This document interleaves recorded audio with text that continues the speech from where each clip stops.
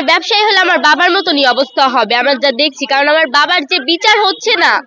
আমার বাবাকে আরো চাঁদার জন্য মারা হয়েছে আমার বাবাকে, তারা বলছে চাঁদার কোনো বিষয়ই নেই এটাই।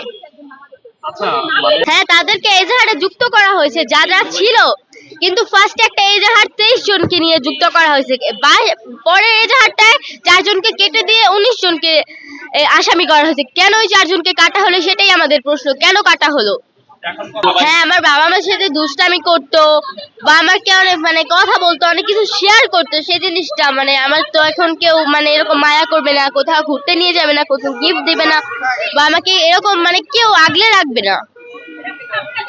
আমার বাবা মানে আমাকে অনেক আদর করতো, আমার সাথে দুষ্টামি করতো, আমার রাগ ভাঙাইতো, আমাকে অনেক মায়া করতো এই স্মৃতিগুলো। আমার ভাই সবসময় চেয়েছে যাতে আমার বাবাকে নিয়ে সে একটা ভালো কিছু করতে পারে, সে যেন একটা ভালো মানুষ হতে পারে। আমার ভাই মানে সবসময় চাইতো যে আমার ভাই যাতে একটা ভালো মানুষ এবং ভালো একজন মানে ব্যবসায়ী হতে পারে, কিন্তু এই অবস্থা অনেকেই এরকম কি মনে করছে বা খবরটি প্রকাশিত হয়েছিল যে ব্যবসায়িক লেনদেনের জন্য আপনার বাবাকে হত্যা করা হয়েছে, চাঁদাবাজি এখানে ছিল।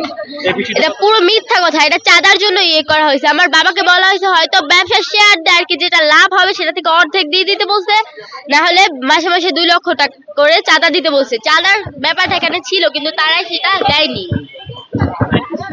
তারা সেটাকে হাইড করছে। হ্যাঁ, আমরা আতঙ্কিত আছি। আমাদের মানে আমার বোন, যে আমার যে বড় বোন, ফুফাতো বোন, যে সবকিছু করছে, দৌড়াদৌড়ি করছে, তাকে মানে খারাপ খারাপ মেসেজ দেওয়া হচ্ছে।